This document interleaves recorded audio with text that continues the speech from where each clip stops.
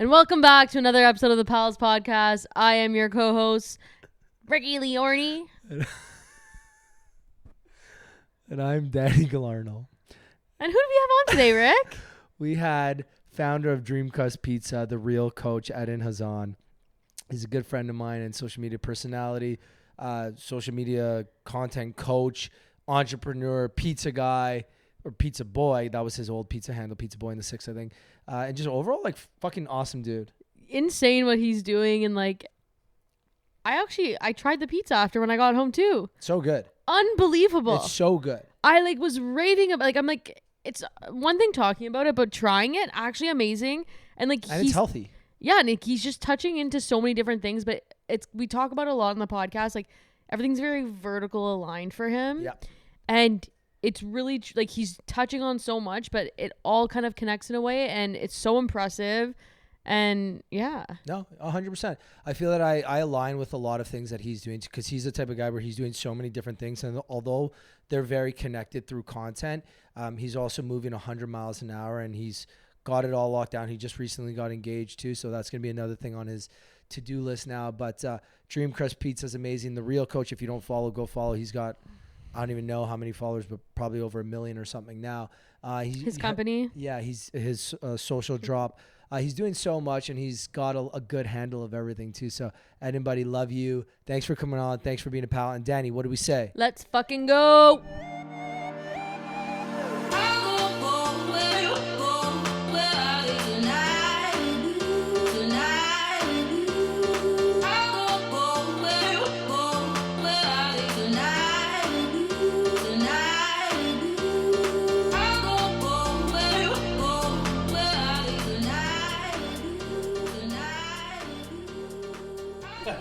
I knew you don't ask me. I was just curious. Like, what you want. So I don't. You know what? Fuck. We're gonna start rolling. Okay. Well, welcome back to the Palace Podcast. We usually do a rolling start, but this time we kind of didn't because right before we started talking, I was asking him. I'm like, "Yo, what do you want to start with?" Because we have Dream Crust, we have the real coach, and lots to talk about. Yeah, and they're two big things that I don't know. Let's start with this. What do you enjoy more? I mean, you're asking me to pick between pizza and content, so that's. Yeah. That's a tough one. I would say the following. I'm addicted to anything to do with marketing and building brands. Okay. The real coach came first. So there's a third brand. The Social Drop. Oh, Social Drop. Yeah, the agency. That's where it started. So we'll kick it off with that. So Social Brand is a Toronto-based social media marketing agency. Social Drop. Yeah. Toronto-based social media marketing agency. We specialize in everything to do with marketing, content, marketing strategy, mainly within the food space. Okay. Been going at that for, I want to say now, 9 years. 9 years. Okay. 9 years. So and over the course of those 9 years, we've worked with a lot of brands within the food space. And it's you, your brother, and your sister. Me, my brother, my sister. Yeah. Yes. Now, rewind even further. My family's been in the pizza business for 30 years. I knew this, yes. So there eventually came a time where I'm like, wait, we got all these content, social media marketing skills on the left side with my siblings. My dad's the pizza OG. We've been making pizza for 30 years. Boom, let's combine it and take a personal interest and passion into account as well. Let's make a pizza with better ingredients that's actually good for you. So that's how Dream Crust Pizza was born. Came alive. I would like to say that this is my best work when it comes to branding, content, marketing strategy. I literally went all in on this. And what many people don't know is I did so in order to try and save the family business. So really? Yeah. The core family business before Dream Crust was called King David Frozen Pizza. Okay. Within the kosher space, it's something that I jumped into after school. And going at that for 10 years, I kind of hit a wall in September of 2023, where after like 7 different curveballs, I got a big slap out of left field. And for the first time ever, I was like, you know what? Should I just shut this thing down? After almost 10 years, should I bail on this and focus on what's working, Social Drop and the Real Coach, which we'll get to afterwards. But I asked myself if I would regret that, right? In the future, if I look back and I was like, fuck, like, why didn't you do this? So my answer back to me was yes, I would regret it because I never tried to actually build a new brand, apply my actual content and social media skills, and actually build something that was more on trend, healthy, and appealing to the much bigger market as opposed to just kosher. So accepted the challenge. I actually I woke up every day at 5 a.m. for 9 days to just, fucking Jimmy Neutron, it's dark outside, build a business plan, do my research. This is the game plan. This is what I'm going to do. And then after those 9 days, I realized what it is that I was going to need to do, how much money I was going to need to invest. And I approached my brother, who wasn't really a part of the family business before Dream Crust. And I said, dude, if I'm going to do this, I need your help as well. What do you think? And he said, let's go. And also, I fucking love that. Yeah, it was let's save the family business together, me and my brother. This was September. And the game plan was clear. And we ended up launching May 25th of 2024. Didn't know what to expect. Like, I put a lot into this. We put a ton of energy, the best content creators, influencers on deck, website, like to the best of our abilities. And in a brand that I thought would actually perform very well for a number of reasons, which we can get into after. But within the first year, we just celebrated the 1 year anniversary in May. We did pretty well. We did $500,000 in sales. Okay. Yeah, just within Toronto, 95% of which was direct to consumer. So we haven't scratched the surface yet for the rest of Canada. Yeah. We haven't touched retail. And definitely well received by the market. So the game plan now is to scale it up, apply more pressure, and take it to the moon. That's amazing for the first year. Yeah. Yeah. And I have so many different questions too, because now it just reminded me too. You also had another pizza business as well. You went into that. Are you good to talk about that? Yeah, for sure. So Pico, you had a Pico with another friend of yours. Yep. So you are really in the pizza business now. Really you in the pizza business. Frozen pizzas. You had an in-store location. Yep. Literally down the street from us. Yep. Currently. Yeah, I was telling her about that when I got here. So and then this is like the third evolution of pizza for you. I think some sort of pizza success is definitely within my destiny. I still really believe in that. But yes, look, over the years, the family business, like we came to Canada for pizza. So really going right back to day one, the reason why we came to Canada was because my dad got a call from his brother saying they have 10 siblings. My uncle was already here with King David Pizza, and he had an opportunity to open another store in the West Edmonton Mall. So he called home and he's like, who wants to come to Canada? My dad said, let's go. I was 4. My sister was 2. Boom. We came to Canada to chase the Canadian pizza dream, hopefully. I had no... You literally, pizza is in your fucking blood. No, yeah. The blood is made out of marinara sauce. Says that somewhere on the website. But yeah, look, it wasn't easy. Like up until that day, September of 2023, we pushed hard. We did everything within our power, and we came really close to quitting. And I'm happy that I didn't, because, and this is something that I've learned in business, which I'm sure you can relate to as well. You got to improvise, right? You got to pay attention to what's going on in the market, look at your environment, feel it, listen, assess, test, even with content. Yeah. And then come back stronger and throw the dart with a completely different mindset. So that's they're really somebody get these guys some new mics. It's just you're like, and I get it, because I talk the same I talk a lot with my hands. Use the other hand. We're gonna try to control this. Okay. So I want to ask you. Yeah. You've had, obviously your marketing agency is doing well. Yeah. The Real Coach is doing well. Why try another endeavor? Like, obviously, so the family business you said wasn't doing so well. You've got these other areas that you know are successful. You know you're kicking ass with the real coach. Social Drop is doing well. Why take the other risk? Great question.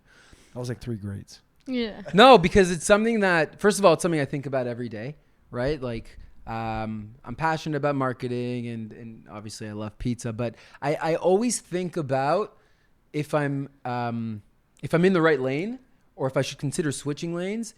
And it's something that I used to think about a lot. And another part to that, I'd say the number one lesson that I've learned and really taken to heart in the last year and a half is the power of saying no.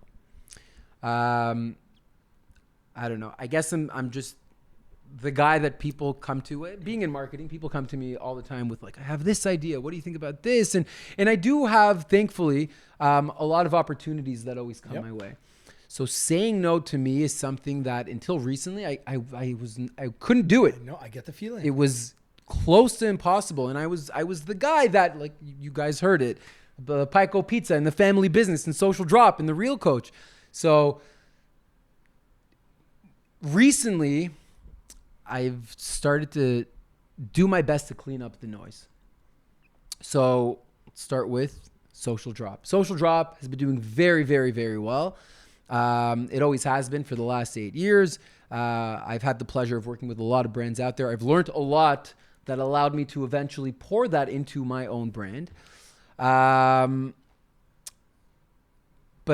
until about 2 years ago, it was very stressful. Like I almost hit a wall because I was trying to do a lot on my own. And that's when my eyes were open to the importance of, implementing systems, spending the time to train the right people, and really alleviate that stress and put myself in the position where I could be wearing the one hat that I should be wearing for that business Social Drop. So we spent a lot of time doing that in 2022. And that's also what eventually freed up the time and put me in the position to say, you know what? People are always calling me out for teaching and preaching about social media and asking me, dude, where are your followers? Like, why should I listen to you? 100%. And that's when I'm like, you know what? Okay. I got the time now. You know, we've invested nicely into Social Drop. I trust my team. I'm very thankful for them. Well, now let's accept that challenge. I love challenges. Like somebody throws something at me, I really want to give it my best. So that's where the idea of the Real Coach started, where I was like, I need to solidify the Social Drop brand by becoming essentially one of these like social media coaches. Yep. It's a good asset for the brand. It'll allow me to really teach and preach and share more about what I know. It would allow me to level up a lot more with respect to everything that we do in social media anyways. And that's it. I again approached Don and I'm like, dude, what do you think? Let's do it together. So we did that together. I started ride or die. Yeah. He's a good dude. Workout partner, best friend, business partner, and brother as well. But we said, fuck it, let's do it. And it was really, really scary to even consider starting from zero. Because I have my personal account. Yeah. I have 7K followers on that. I'm good at content. Why not just like make the content, post it over here? But we realized we had to start from zero, and we did that. And long story short, my goal there was to hit 10,000 followers in the first 6 months so I could call myself a content coach. I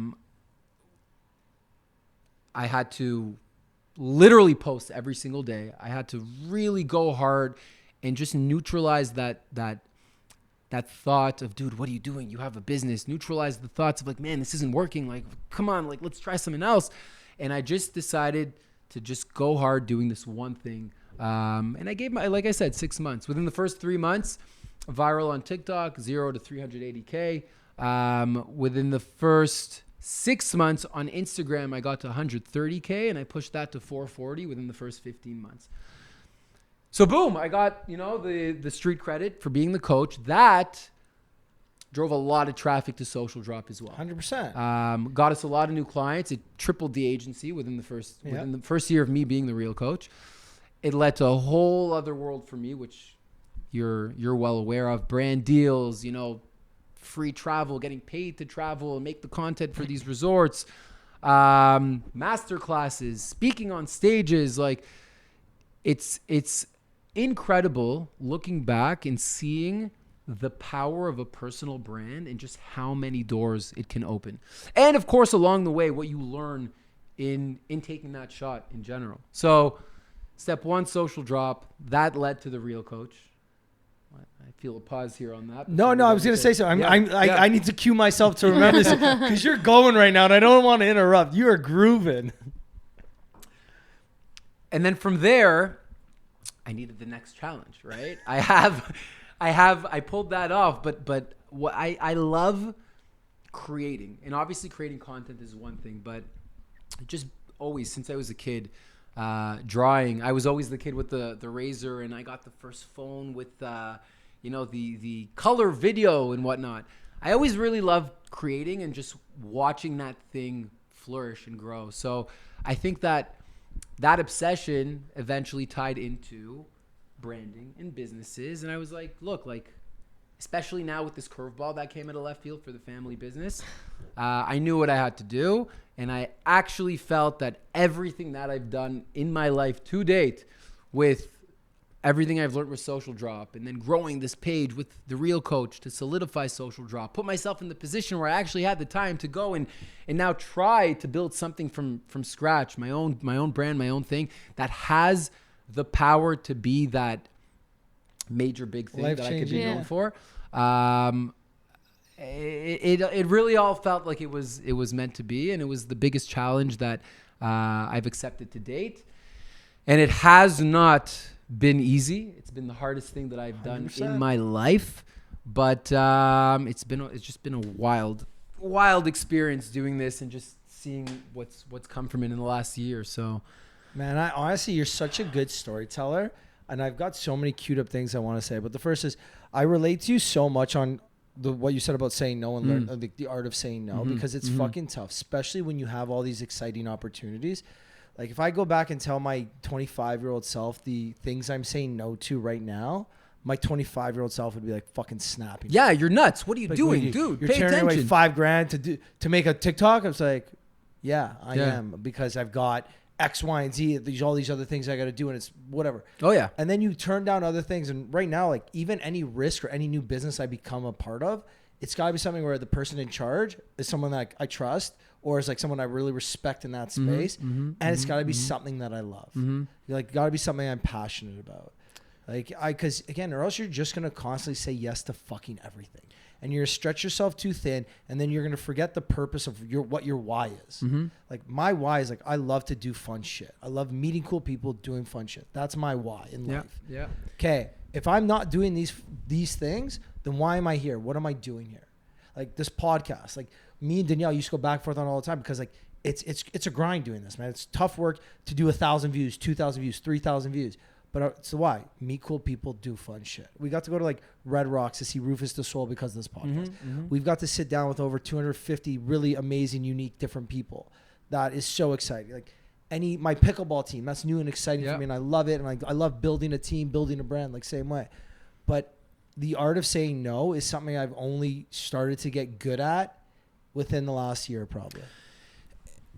And it's so fucking tough, It's man. so tough, but you know what? It when you're very clear about your vision and your goals, it gets so easy. And you know what? I don't. Sometimes I don't even think it's like my vision, my goals. It's my why, and my why is my vision and my goals. I think it's your synonyms. why and your vision and your goals are very similar. But once you know what your why is or what your vision and your goals are, life is just, it's not that hard. Yeah.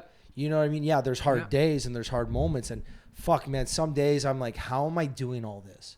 But then I come back and I think, but I'm doing it because I want to, not because I need to, because I want to. You know, like, again, I'm chilling. My day job, I'm good. I can retire happily when I'm 45 because of my day job. I'm going to be good. But I started doing content because I wanted to do it. And same as you, I did it because I didn't think it was going to be that hard. I thought it was like, hey, like, I always tell people, and I used to be in marketing too when I was younger, hey, social media is not that hard. But then it's like, okay, well, prove it.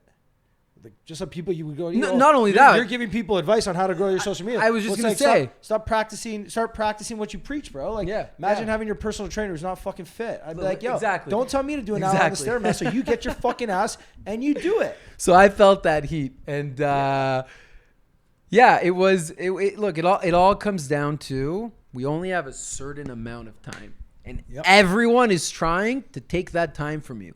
Whether it's like, a brand that's leaning on you, that's not really giving you the right budget, or your agent telling you, hey, Ricky, you should go to this event tonight because it'll help you out to get this next collab, or even your friends calling you. I'm sure you have a couple friends that honestly love you guys if you're watching, but they're just bothering and taking the time away from you on a day-to-day basis. No, but seriously, every time you say no to picking up one of those calls, it's another 15, 20 minutes you're putting back into your thing. It's like saying yes to a podcast. Well, but for me, yes. Yeah. For you guys, it's part of the why. But this was long overdue. Ricky's been asking me to come here for a while. No, but I completely get what you're saying too. Yeah. And I read something a long time ago. It says you don't have to respond to anybody's text messages. You don't have to return phone calls. You don't have to attend events. You don't have to attend birthdays. You don't have to do anything. Do it because you want to. And if you don't want to, clearly communicate that you don't want to. And there's nothing wrong with that. You don't owe anybody anything unless they're your like fucking people. Yeah. And I started saying no to a lot of things. Sometimes I tell her, I'm like, hey, I'm not picking up your calls because I know you're not talking about anything important. If you are, call me 2 or 3 times. And she never does. Or I said, leave a voicemail. She never does. That's why I don't pick up 90% of her phone calls anymore. And I've clearly communicated that. Yeah. And she gets it and we laugh and we're still fucking best friends. But there are people that don't give me the same energy. Well, hold on, because you feel bad not picking up her calls. No, I tell her straight up. But there's people that feel bad and eventually get to the point where you got to put yourself first. Yeah. Especially when you're clear about what it is that you're building, right? And especially, I don't think there's a single person in this world that doesn't believe that they're not busy. Everybody's fucking busy. Yeah. Everyone's busy in their own way. Everybody's busy in their own, whether it's family matters, business, other hobbies. I don't know. Everyone's busy to the extent, but we all have the same hours in the day. It's just making sure that you're utilizing those hours for things that are bringing you the things that you want. Whether it's your why, whether it's happiness, whether it's money, love, whatever your why is. Make sure the time you're spending is getting spent properly because that's one thing that's finite. We only have a certain amount of it. Mm-hmm. We can't create more. Mm-hmm. So make sure you're doing it and using it to the best of your abilities to get the most out of it. Sorry, Danielle, I know I've cut you off like 4 times. It's okay. I just want to ask both of you. You guys had to drop everything except for one thing you're doing. What would it be? It's a great question, Danielle. It's a very good question. Because you both are doing a million things, investing in a ton of different businesses. I'm going to answer that in an interesting way. And maybe it's like, I truly believe that the way that I have my life structured, it's all vertically integrated.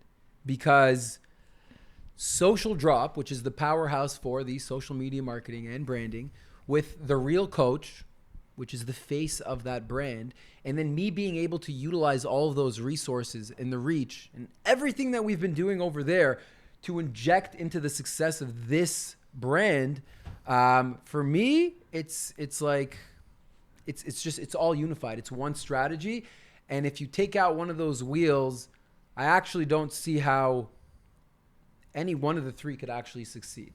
Now, again, that's me saying that out loud. Maybe some people are watching saying, dude, cut the bullshit, pick one. If I really had to pick one right now, which I already have done so, it's Dream Crust. It wasn't easy for me to make the leap and literally put myself in the position where I could allocate, I want to say 70 to 85% of my time straight into this thing. I made sacrifices to do so. Like The Real Coach, I don't post the way that I used to anymore. I know. I reject without over exaggerating.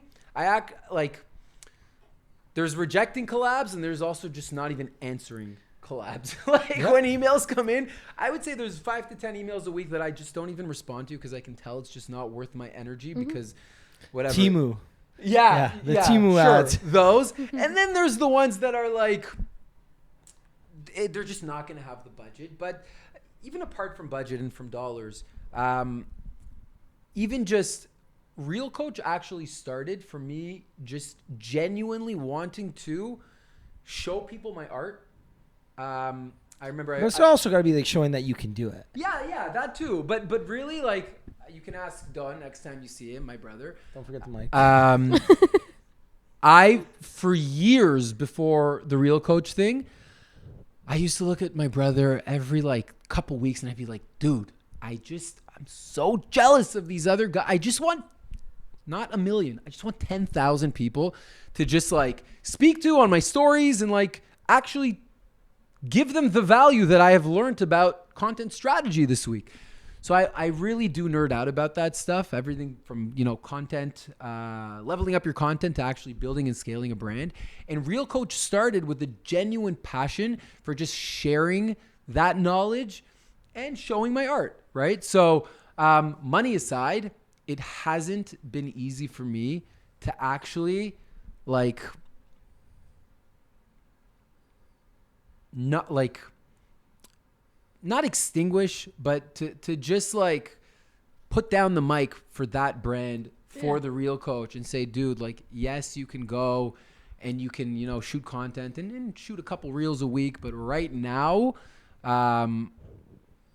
it's Dream Crust. And you could probably relate to this. A lot of creators that are watching probably can.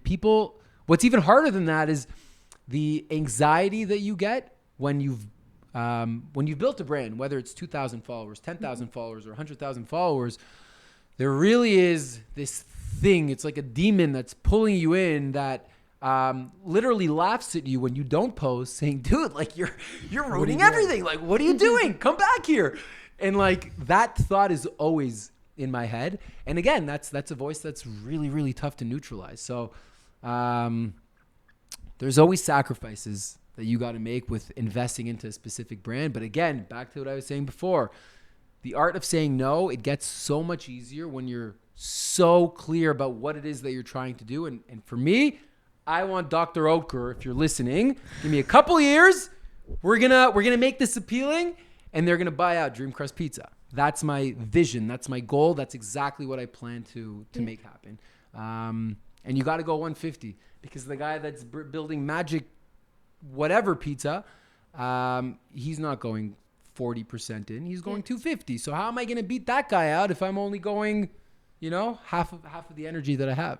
What do you think, like in life, like made you, like kind of nerd out and like the master of like brand strategy and social media content, all that? Good question. I think it always started, like, again, in high school, I was that kid that just had to capture everything. It all started with content.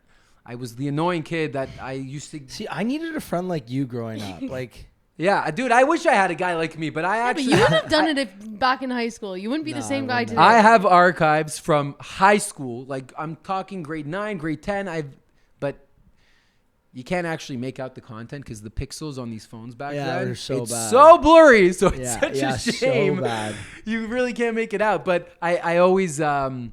I don't know. I always loved catching moments, and I think catching moments is probably the biggest part of content creation. You got to find the moment, so on and so forth. Whole other conversation there. But when I started to see the power that content has when applied to like building a brand, leveling up, the social media for any business out there through Social Drop. And seeing, putting in A, B, C, D, E, F, G, and then watching the results come back, that constant cycle, I just started to get addicted to it. And that's why, back to your original question, like, why go from, two things that are working well to this? Because I've wanted that for myself for such a long time. Yep. So I had to find a way to make the time, to get the time back to take that shot. 100%. You know what? When you were asking him and he was answering, I feel like my answer is very similar to yours in the sense of like, if I had to drop everything and only pick one, all of my side businesses are all integrated. I'm talking for you, all of businesses. So my day job is my bread and butter. My family construction. Yeah, but if someone business, said you could only pick one right now, I feel like you would drop everything and you would keep your day job. You have a solid answer. Because take your day job aside, it's a bit different. Yeah, my day job is my everything, and without that, my life isn't what it is. Like. Without this, maybe I don't go to Western, and I don't start my first business at Western because I didn't have to pay for school because my family business, like my family business did everything for me so that it walked so that I'm able to run now. Like now the family business is so well established and it's doing so well and it's just fucking grooving. But social media for me personally, like social media is like my first business that's like is clearly no questions without a doubt just fucking thriving. Yeah. Like the last year has been absolutely insane for content. Like I'm sure you can imagine too. The amount of money we get paid as social media marketers or content creators or influencers or whatever the fuck people want to call it is absolutely insane. Yep. And because of the money I've made doing social media, I got to buy a pickleball team and I own a pickleball team. And for a year, I was the #1 professional pickleball manager in Canada. And now I'm part of Team Canada for the World Cup of Pickleball, which doesn't happen if I don't do social media because I would have never had the extra money to buy a team. I would never had that extra like want to go and do this. Then, I invested in a brewery, Everyside, which opens up. By the time this is out, it'll be open in the financial district. Oh, wow. Congrats. So me and my boy invested in that because I had the extra capital from doing social media. This year, I invested in a cider company because, again, I have the extra capital to go and do it. I'm able to do so much more and have so much more fun and like carry out passion projects and fun things because of social media. Now, without social media, in 50 years, in 20 years, am I still well off? Yeah. My family business, as long as we continue to maintain what we have, we are going to go in the right direction because it is the best industry in the world. Construction is almost recession proof to a certain extent, especially in our region with the crazy amount of billions of dollars that's being put into the type of work we do right now. Our business is fucking great. But you were saying before, you were starting to say that you also believe that it's vertically integrated, everything that you do. Everything except my day job. And I His keep side them very businesses. different. I keep them very separate because like I live two different lives. Mm-hmm. At my day job, I'm this like 40-year-old man who's part of senior management. I'm like, I hire people, I fire people, I make like serious decisions. I sign checks of millions of dollars. Like I pay people. I do so many things that the 25-year-old punk who's on the internet talking about love and dating and sex and travel and partying and bullshit and 35. drinking. No, but I'm not 40 years old either at my day job, metaphorically speaking. So metaphorically speaking, at my day job, I'm this like 40, 50-year-old man. And on the internet, I'm some 25-year-old punk. Yeah, yeah. So I keep them very different. And I've come to the point where it's like I flip my switches whenever I'm doing either one. And yeah, I'm still the same person, but I know which hat I'm wearing like fucking perfectly. And I've got it's so figured out that I'm able to travel at 100 miles an hour all day long every day and not get burnt out because I'm just so good at like distinguishing between the different like hats I'm wearing. And it's also interesting because for me at least, everything being vertically integrated, it's I think it's almost harder for you because everything is perfectly vertically integrated. Yeah. For you to switch between one or the other. Because while you're also like doing ads for Pizza Crust, you're also still the real coach. Yeah. You know what I mean? You're not Eden. Like when you're on, people recognize you as, the real coach. Oh yeah. It's, you know what I mean? Like that's that person you've built. Like, just like me, I'm your pal Rick. Like I'm Rick. No, I'm actually Ricky. That's what I call myself. That's what I go by. But people who know me on the internet know me as either Rick or your pal Rick or Patrick. There's one of the guys that I listen to and honestly, I'd say my top priority in life right now, even more than brand building and all and everything associated with social media, is just learning. So I really spend a lot of time listening to audiobooks and honestly I don't pick up books and read. I do much better listening to them when I'm driving. But one of the guys that's made a really notable change and I've learned so much from is Alex Hormozi. Do you know what? I had a feeling you would be a Hormozi guy. And there's one thing that I heard on an episode a couple weeks back that just made everything make so much sense. And I'm going to try to reiterate it, probably fail, but I think I can get the point across. And it's the fact that we're so focused on and consumed by and stressed out by all these businesses that we're building and all the macro and micro details that come along with the day-to-day associated with building them. But we don't realize that we are the project. Everything that goes into all these businesses is actually building us along the way. And fast forward 10 years from now, you're no longer doing social media. You're not in the family business, whatever it may be. The one thing somebody can't take away from you is you and what you've built and the experiences and the failures and the ups and downs that have come along the way. So what I was leaning towards before is obviously for me, vertically integrated, everything's really, good puzzle pieces that are going into one another. But for you, it's actually really cool that you're able to either build kind of like two different projects at the same time or just one unified project, but with two very different skill sets and approaches, It's definitely interesting. At the beginning, it was tricky, but now I've realized that what I do in any of my business is people. Mm-hmm. People is my strength. Mm-hmm. Mm-hmm. Well, my day job, my main focus is people. I do the scheduling of people, the hiring of people, the firing of people, the gathering of people, all the connecting of people. On social media, our job is people. Yeah. That is, as a content creator, your job is to connect with people. Yeah. Your job is to gather people, tell them things, receive information, try and make people laugh, people feel emotions, whatever. Pickleball, same thing. I'm not a pickle. I suck. Remember, you played with me. I suck. I'm not good, but what I am good is putting together people who play together really well.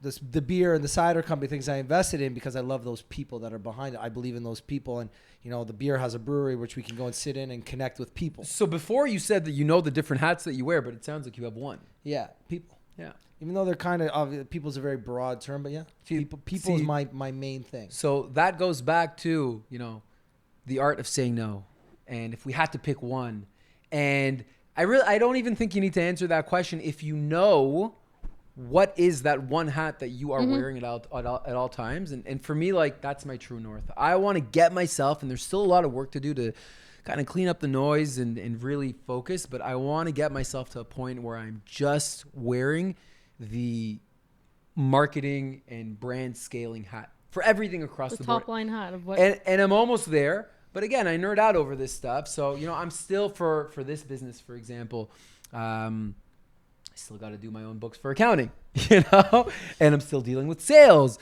and having conversations with investors or whatnot. But I look forward to a time where I could just wear that hat in the same way that I crushed for Social Drop and the Real Coach with marketing and branding, that I could do the same thing for this. But it's been just over a year. Still got a lot to do here. What's your next step with it? Where do you want to take it? So right now it's copy and pasting all the success that we had with direct to consumer, because it's all Shopify. You order online. We've perfected frozen delivery to your door with the liners, with the dry ice. It's just the customer experience is what we've been so focused on over the last year. So now that we've done that and we've had the success in the GTA, it's just copying and pasting it into all the major Canadian cities, while at the same time turning on the retail machine. Up until now, we've had one partner. It's a brand called Ambrosia. They have 5 locations, specialty health food store, and they've been crushing it. So the next step now is major retail partnerships. The core market of the U.S. as well is definitely on our radar. And essentially just to start the world's first pizza club that happens to be healthy. I think a big part of when I sat down here, you're like, pink, beautiful color, love it. Yeah. People ask me all the time, why'd you go pink? I'm like, it's so feminine. I don't get it. I see the mic, I see the eyes. I'm trying. When you walk down any aisle in Whole Foods, any of these specialty stores, in every single aisle, there are key players that are competing from a modern branding perspective. Yep. Right? They stand out. They're yelling at you from the shelf. They catch your attention. You grab it. You end up buying it most of the time. The pizza aisle does not have that. Everyone's still in the 90s competing on authentic Italian ingredients, and nothing stands out. It's black, red, and green. One big mess. Yeah. It's sure, there's some, some that have this black label, which I think a couple years back was a very trendy thing in order to stand out on the shelf. But now it's this new modern approach to branding. And I thought specifically within the frozen pizza aisle to just make a statement with pink would be something that would really help me just get people's attention. Not only that, you go and you pair that up with guilt-free pizza. There's a strategy there. I was walking through Whole Foods, and I like to think that I try to make better decisions when it comes to buying my food and just treat my body with more respect. So recently I started grass-fed beef, right? And I was looking for butter, or it was milk, one of the two, same brand. And it said grass-fed butter. And I'm thinking, okay, you're talking to a marketer here, first of all. So is this your logo, or is this actually grass-fed? What's the hustle? But then it's the Wendy's never frozen beef. Right? It's like that's what the beef is called. It's not actually never. So there you go. So I took a second and I thought about it. I checked it. Okay, seems to be legit. But then I'm like, whoa, what they just did there. This was before Dream Crust started. I wanted to achieve the same thing. So we got the brand, the pink. It gets your attention on the shelf when you're looking at the shelf. And then the next thing, guilt-free pizza. So you're right away thinking, wait, a pizza can be guilt-free? What does that mean? And then you pick it up and you're like, oh, high protein, 68 grams of protein per pizza. So there's a strategy there for getting your attention, getting you to right away agree with, oh, I would love for pizza to be guilt-free. And then, oh, you take a deeper look, high protein, boom, let's throw it in the bag, give it a shot. It's an in-person sales funnel. Yes. Mm-hmm.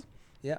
So I'm really excited about the fact that up until now, been going really well on, Instagram. I'm sure you've seen all the ads, but I've barely yet scratched the surface to see if my strategy in retail is actually going to perform. Like, it's going very well at Ambrosia, but I can't wait to see it on a mass scale. I think it will 100%. Even like if you see now, like all like the brands, like different space, like not pizza, but like even Khloe Kardashian. Yeah. She has her name behind it, but her popcorn, protein popcorn. A lot of people sent that to me. If you notice, not to call her out, maybe we'll get a couple DMs from her, but very similar branding. I was going to say and colors in the colors for a high protein cereal. This came out afterwards. It came out after yours. Afterwards, yep. She caught you. Maybe she saw the real coach, saw this. You never know. I'll take it as a compliment. Maybe we'll do a collab. You never know. But people see the word protein now, guilt-free, anything like that in a grocery store, they're automatically going even without reading the ingredients. Yeah. Protein is so honestly, that was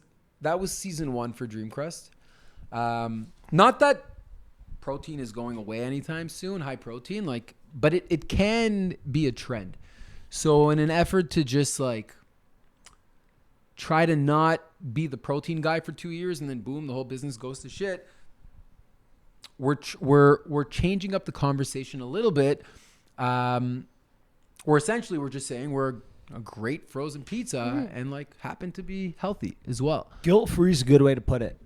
Well, kind of like you're just saying the fads, like cauliflower crust.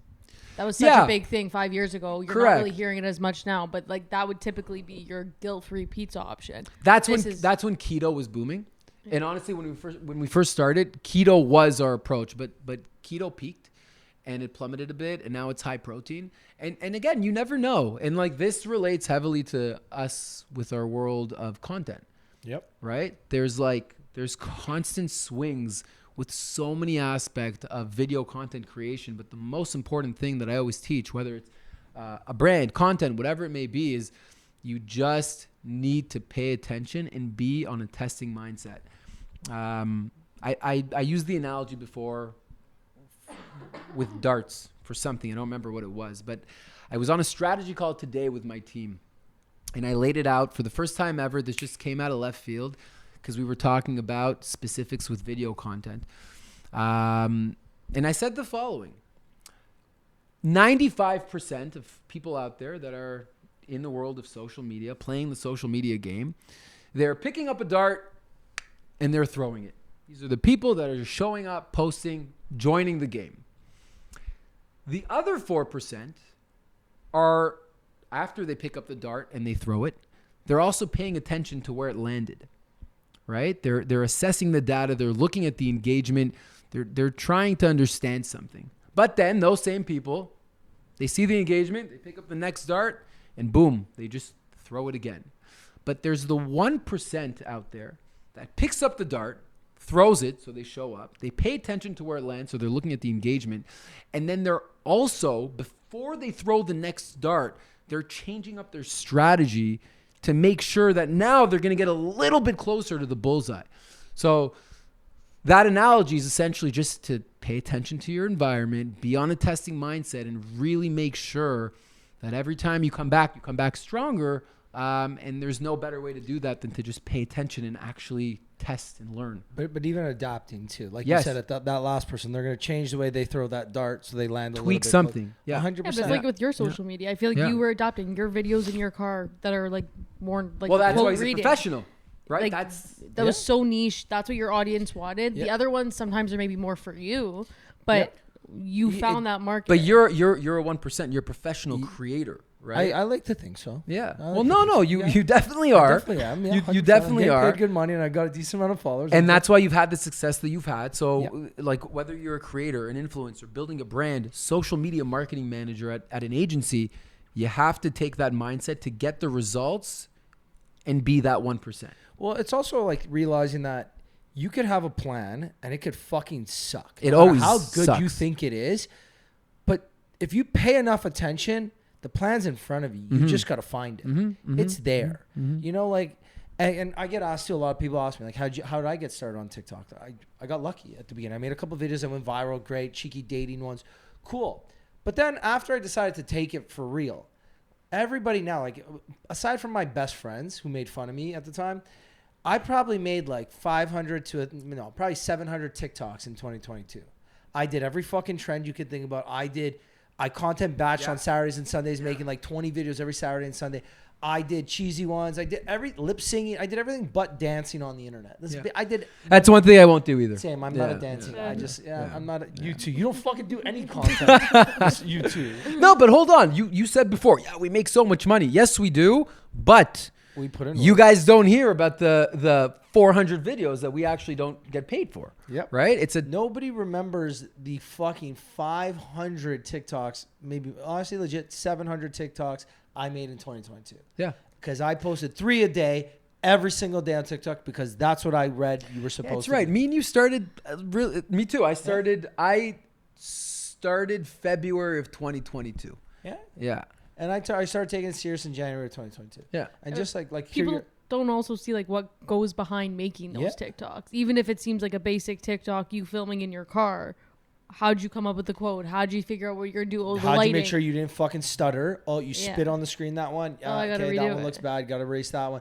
Oh, then you got to go through the text, make sure the text actually spelt right, and do that every day for a Find year. song, and it's the same result at of the right time. Same result of what happens. You look at a guy. Oh, that guy's jacked. Like genetics. No, dude. He went to the gym every day for the last 5 years. So, same thing with social media. Like both of us. We didn't notice what it was that we were building and fine tuning and sharpening as we were going. But now, put up a phone, speak to the camera. It comes out like this because of the 1,000 reels that we shot. Yeah. I want to ask, because I have some very specific questions I do want to get to, which is very rare that I never have preset questions, but this time I did. Why do you think Dream Crust is the best pizza out there? What about your product makes it the best? Yeah, good question.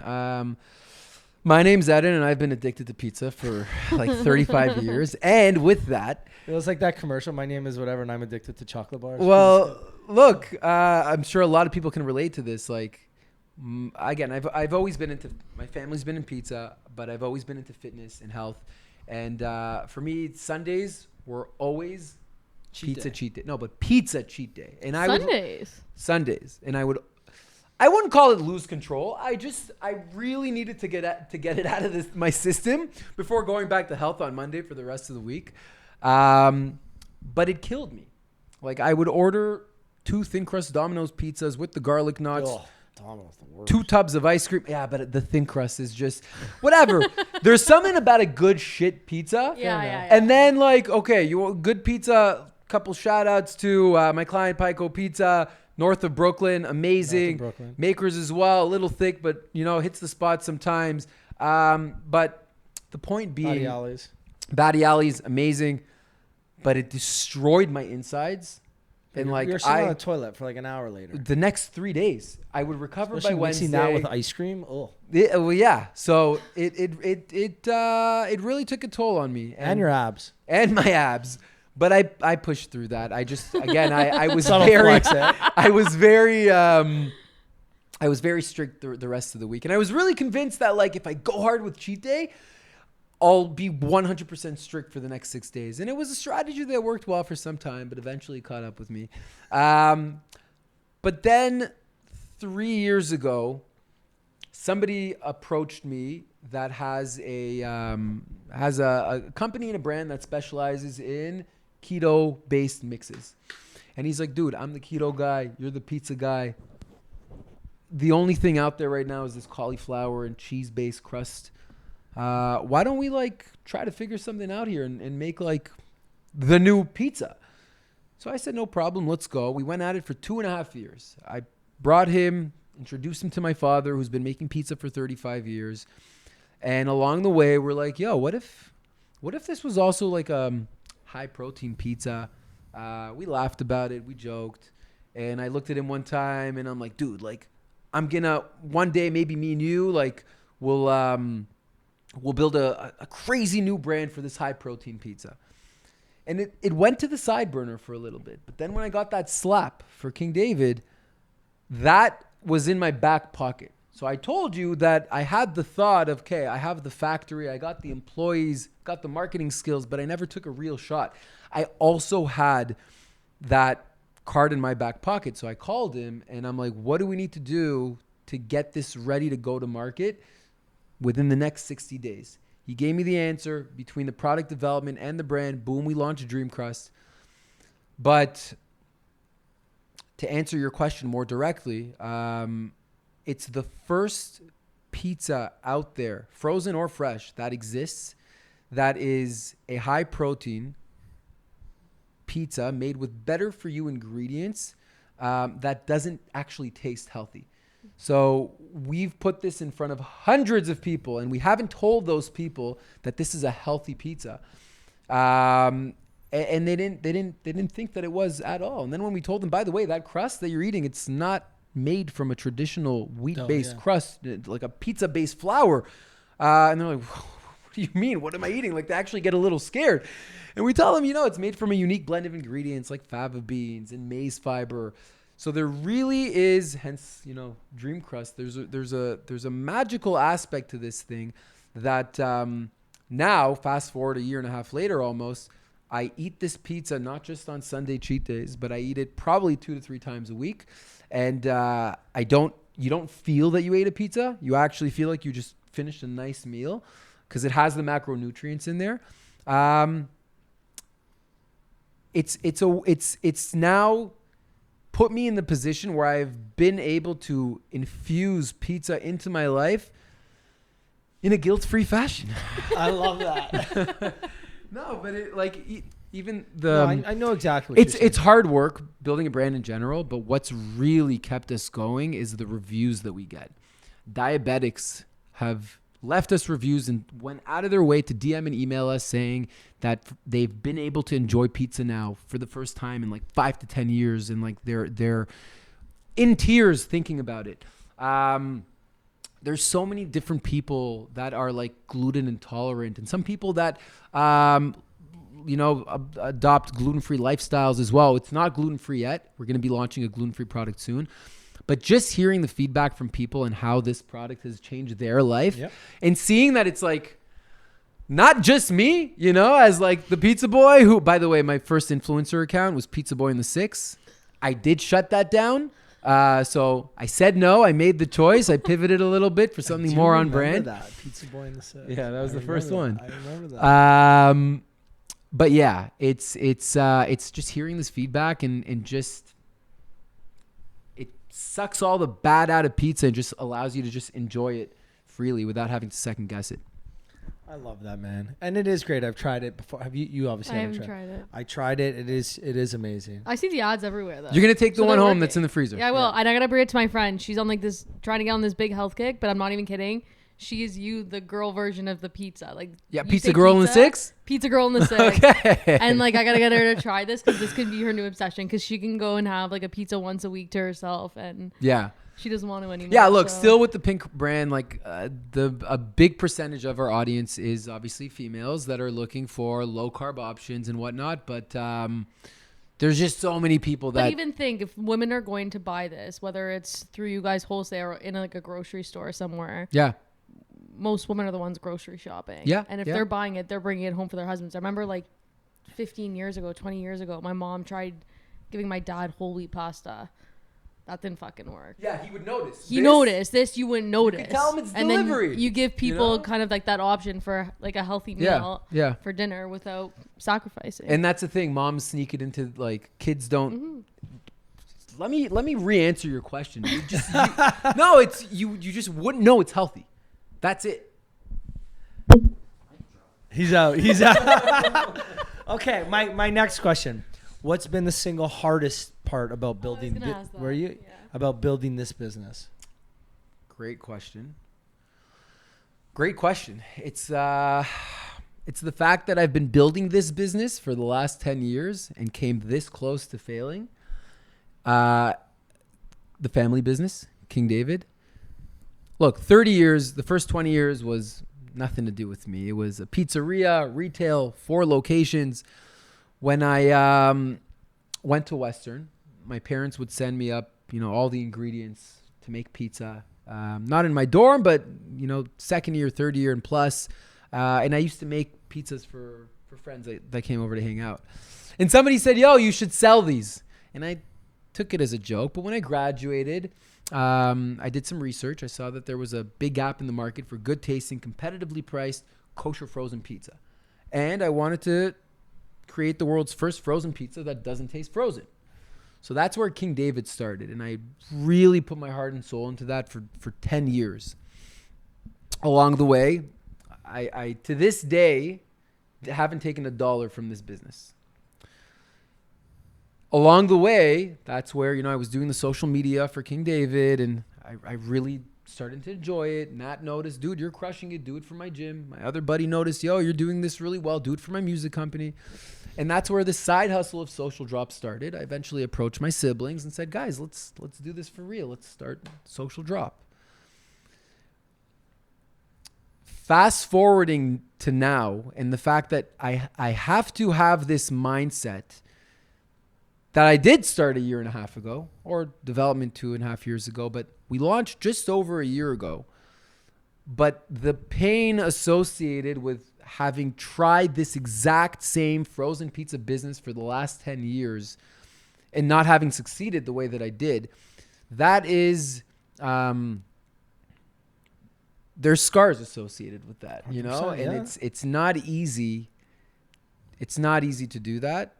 And even to layer another piece on top of that, imagine running a business and going hard every single day. Not only that, now increasing the momentum and aggression every single day, still after 10 years not having taken $1 and only putting more of my savings into it. That's for sure the hardest part. But one strength and weakness that I like to think that I have is that I get so excited and hyped up over the vision that I actually fail to take the time to recognize the risk and what could go wrong, and anything negative for that matter. You know what's so funny? I was thinking about this maybe not in the last, but maybe a month ago. Success and those successful people aren't always the best. They're the ones who stay in the game the longest. Mm-hmm. And you can look at so many different sport analogies. Like some of the best athletes in the world aren't the ones that were the best in any single season. Or like the leading touchdown rusher in the NFL. I forget who's got the award right now. I paid him Manning for throwing, but rushing, I think it's like Emmitt Smith or one of these guys, or Frank Gore, I think.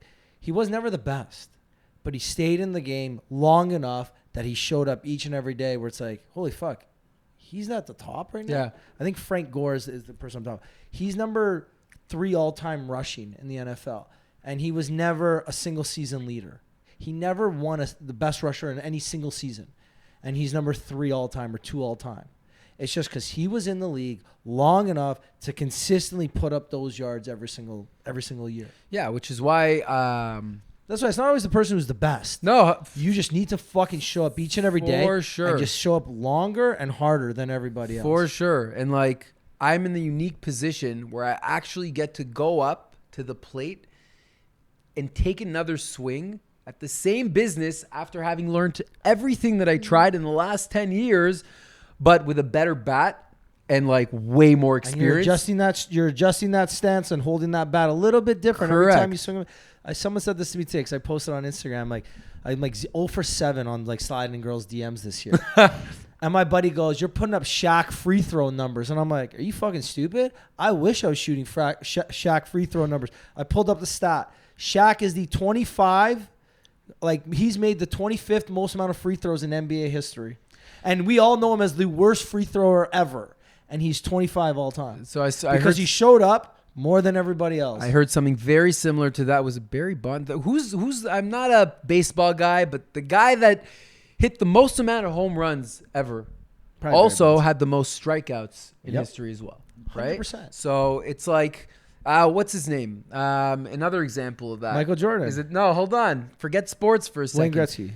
The light bulb. Edison? Edison, yeah. Yeah, okay. So he actually had 1,000 failed experiments or inventions or whatever it was, and the light bulb was 1,001. Imagine he gave up. Think about Van Gogh. You have terrible lighting over here right now. We do. We We're do. working on it. No, I said if he gave up, you'd have terrible lighting. No, but you think about Van Gogh. Van Gogh, the artist, he died not knowing that he was going to be a fucking world famous painter one day. Yeah, yeah. You know, yeah. just Most artists died not knowing.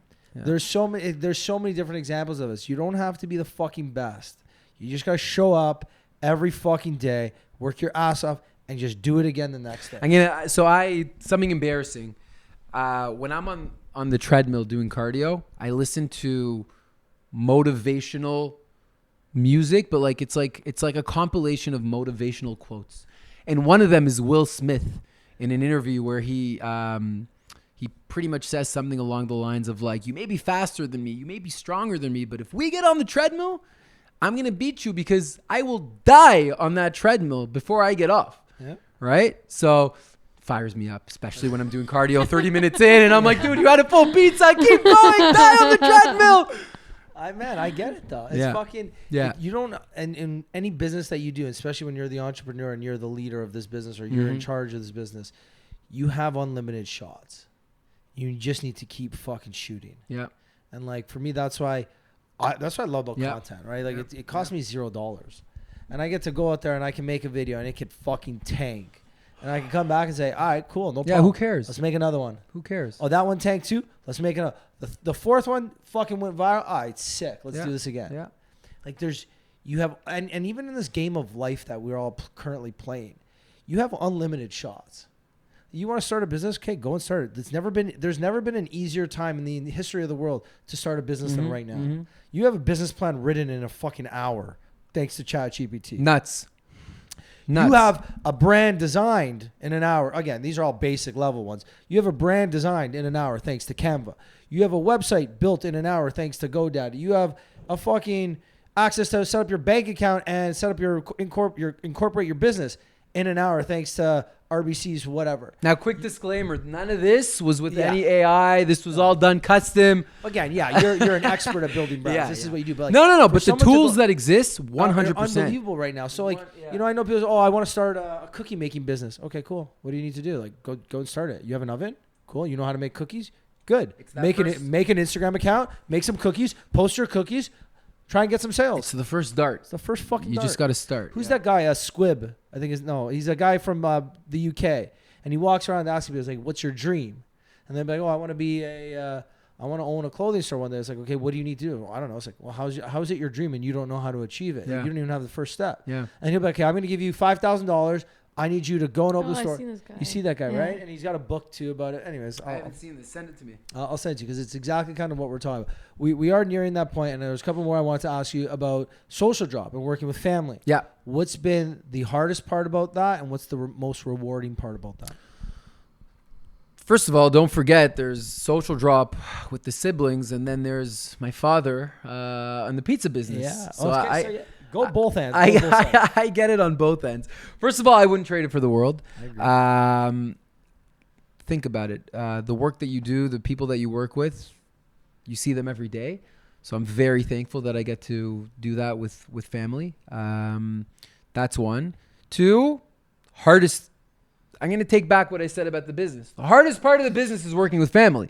It's really not easy. But communication is everything. I think being in the world of social media and essentially studying the art of human behavior and how to communicate with them, I pride myself on my ability to know how to communicate well. And I like to think that I can use that skill and leverage for communicating with my partners within the agency, but also with my father for the family business. So rewarding, very tough. And not only that, again, like it's incredible to be able to explore this journey with both my siblings, with Social Drop. Like we've had our ups and downs. Like every business. Yeah. We've worked with hundreds of brands now. And look, even with the tough part of the business, you only learn when you hit those challenges, right? A big core value, not just with my siblings, but with our whole team at Social Drop, is to embrace challenge. I try to remind them and to teach them that, like, I mean, I think I learned this from the breakups throughout my life. Every time you hit one of those, yeah, the first couple of weeks suck, but you get back. You got to adjust the dart, throw it a little bit differently next time. No, but you get back up stronger. And I think that that's something that really taught me the importance of embracing challenge and looking at, the glass half full and what can come from it. And that's something that I really try to make sure to emphasize within the organization, because social media is not a tough space to be in. Like, just when you think you figured it out, this changes. The algorithm, curveball, competition, right? So it's not rocket science, don't get me wrong, but you have to be up for the challenge. You have to have thick skin, especially dealing with some clients that tell you, what the fuck are you thinking? So, yeah. How do you guys turn off of a family though? Like, separate. You're going for dinner on a Friday night. I mean, for me, separate for business, like business, personal. Great question. I think one of the most notable changes that I've made in my life as the social media guy was just about 2 years ago. I started working with a health coach, and one of the things that he tried to get me to do was to just shut off at night. And I looked at him, I'm like, Cam, dude, not possible. You want me to give 250% tomorrow? You're not taking my Eden time away from me. Eden time consisted of me on the couch, snacks, Netflix until I passed out, and then I'd wake up and go to bed and I'd have a horrible sleep. But he challenged me. He's like, Eden, just for 30 days, take your phone, do not disturb at 8 p.m., 8:30, whenever you're done. Leave it in the office and just get in bed a little bit earlier. I can't explain to you how much that has changed my life. I get better sleeps. I'm way less stressed. I have so much more energy. And just the fact that I've wired myself to know that doesn't matter what happens on this phone, I am out as of 8:30. I actually don't have the anxiety to even look at the phone until the next morning when you turn it all back on again, because it's just like, that's it. It's a rule. Like, that's very good. You need to take that time back. No, it's very hard to do, but work will never end. And you need that for yourself. Yeah. Otherwise, there were many times where I almost hit a wall, and it was very tough. You burn out. I commend you for that, because I see a lot of people literally up until it doesn't, every night's a different story. It's and so you unhealthy. can burn out so quickly from Not that. only that, forget the night. In the morning, the first thing you do, you open your eye, you grab your phone, and it's essentially you're inviting the world into your bedroom to just start hitting you with anxiety. Like, I really try to make sure I have a Whoop, so this thing vibrates and wakes me up. But first thing I do, I shower, I grab Bo, It was his birthday yesterday. Little shout out. My puppy. Go on a walk, come back, make my coffee, and then I go off do not disturb, and I let the anxiety smack me in the face. But so important to have those kind of rules in place. I got one more before we wrap up, because if you didn't do everything you're doing right now, you can't do anything content, marketing, pizza related. Yeah. What are you doing? How are you occupying your day? How are you making money? What are you doing? Like in terms of what's your career? What other can't be anything to do with marketing. Like no videography, editing, script writing, nothing, and nothing to do with pizza. Look, people have always told me that I can sell anything. You know, I'd like to think like, yeah, I'm selling pizza in social media, but I always thought, you know, like put me in, coach. Like, let me sell the biggest ticket item that exists out there. I'm very good with relationship building. Okay. I'm good at sales. Maybe selling jets, yachts. I don't know. Okay. Something like Like that. that, yeah. Travel the world a little bit. Okay. Yeah. Big connections. And one more. If Yeah. there was a movie about your life, who would you want to star as you? Wow. The first issue with me responding to that is I'm so bad with actor names. We'll figure it So out. am I. Give me But the movie he's in. let Or me she. Could be he or she. let me doesn't think for a second. The past 10 podcasts, guys, that we've asked this to, I had no clue what they were. And I was like, I don't know. matter. She's going to have no idea who you were saying. The problem is all my favorite actors are like too old to play the role. That's now. fine. Like, they could be. They You could've- could say. you You could could have say said, young like, Leo. oh, Brad Pitt 20 years Yeah. ago. It's an imaginary question. I wouldn't go with Brad Pitt. I mean, I maybe Tom Cruise, Christian Bale, one of those Okay, guys. They have great hair, so that's always something I wish for myself in another life. I love did not that. expect Yeah, I that. wasn't expecting it either, to be honest. Christian Bale's a good one. I Tom like Cruise that. is probably like half your height, too. Yeah. Maybe Christian Bale though, he's a little taller. Yeah, but no, he's a legend. He's a great actor, plays his roles to perfection. Yeah, I'm gonna stick with that. I love it. Well, pal, man, thanks for coming on. I feel like this has been so long in the making. Of course, thanks for having me. No, you're great. You're such a good storyteller, and I love how you basically set up the next question in your storytelling. I'm just like, this is so nice, because you answered a lot of my questions in your answers. I'm like, this is so nice. Yeah, vertically integrated, the whole conversation. The hat, by the way, looks great on you. I appreciate. I told you, I love the colors. I only rock merch now. Yeah. If you see all my videos that I post online, it's someone's hat that someone gave to me. I should have brought a second one. I apologize, but you're gonna take the pizza Okay, home. I'll take the Yeah, pizza. She takes the pizza. And wait, sorry, we didn't even talk. What's that? That is actually the mix version of our pizzas. Okay. Oh, protein. So that just Pizza it mix. ships Canada Oh, wide. so it's dough. You add Like a- oil, water, you make your own dough, and people actually make everything with that: bagels, cookies, breads. Very cool. Not just pizzas, but it's meant to just for you to make your own high protein pizza dough. Wow. Do you know what's cool?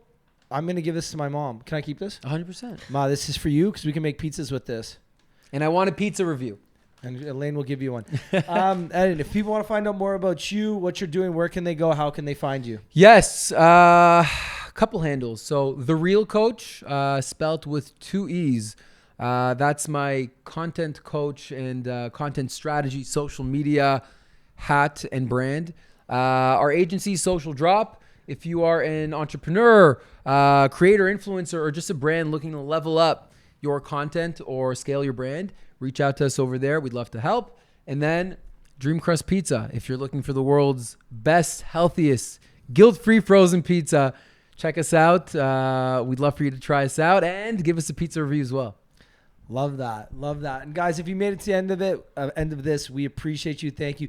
Give Eden a follow. Give Dream Crust a follow. Give Social Drop a follow. Give Danielle a follow. Give myself a follow. And we will see you guys next week. Bye. Peace.